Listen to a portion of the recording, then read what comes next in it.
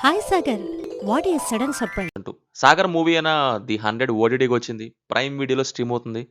'కాకి' రేంజ్‌లో ఒక క్రైమ్ ఇన్వెస్టిగేషన్ థ్రిల్లర్ తీద్దాం అనుకోని 'కార్తీక దీపం' రేంజ్‌లో ఇన్వెస్టిగేషన్ సీరియల్ తీసినట్టుంది. ఏం బాలేదు నాకైతే. ఔట్‌డేటెడ్ రాడ్ కొట్టుడు క్రైమ్ థ్రిల్లర్. ఒక అమ్మాయి ఆత్మహత్య చేసుకుంటది. ఒక పక్క ఇళ్లల్లో రాబరీస్ జరుగుతూ ఉంటాయి. అసలు ఏమవుతుంది అని ఐపీఎస్ విక్రాంత్ చేసే ఇన్వెస్టిగేషన్ చుట్టూ ఈ సీరియల్ అనేది ఉంటది. ఎప్పుడో 2000స్‌లో రాసి 2025లో తీసినట్టు ఉంటదిది. హీరో వచ్చేదాకా ఏ పోలీస్ ఏం చేయడు. ప్రీవియస్ ఐపీఎస్ ఆఫీసర్ కూడా ఏం చేయడు. సీఐ అయితే ఇక శూన్యం.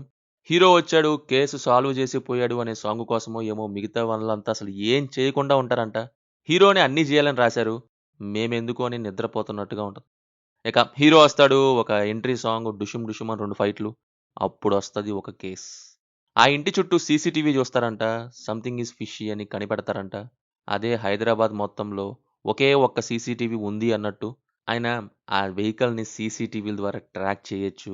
చెయ్యరు.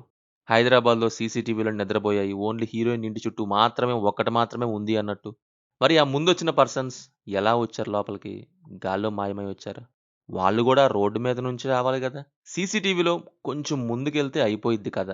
అసలు సీసీటీవీ ద్వారా 5 నిమిషాల్లో అయిపోయే కేస్‌ని సీరియల్ రేంజ్‌లో పొడిగించినట్టు 2:30 గంటలు పొడిగించారు. మధ్యలో ఆ పిల్లల ఎన్‌కౌంటర్ అని సోదొకటి ఉన్న లాగీ డ్రాగీకి ఇదొకటి ఎక్స్‌ట్రా. కేస్ అసలు ఏమాత్రం ఇంట్రెస్టింగ్‌గానే లేదు. అంతరించిపోయిన కథకి ఏవి పడితే అవి అతుకులేసి అల్లేశారు. అవేమో అన్నీ ఊడిపోయాయి చూస్తుంటే.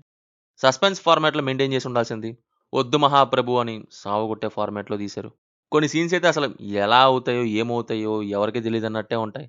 ఫిల్మ్ మేకర్‌కైనా మరి తెలుసో లేదో. ఆ మైనర్స్ అక్కడ చనిపోయి ఉంటారంట.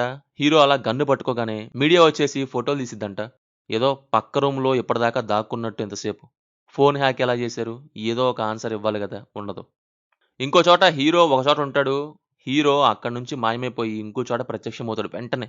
మేబీ ఈ స్పీడ్‌లో గూడా అది పాసిబుల్ అవ్వదు. ఇలా చెప్పుకుంటూ పోతే ఒక సీన్‌కి అసలు పొంతనే ఉండని సినిమాలా ఉంటది. Performances wise 'RK' okay. Okay. Remaining గూడా అంతంత మాత్రమే. బీజీఎం గూడా అంతే ఏదో ఉంది ఇచ్చారన్నట్టు. Finally zero thrill, only a drill to my brain.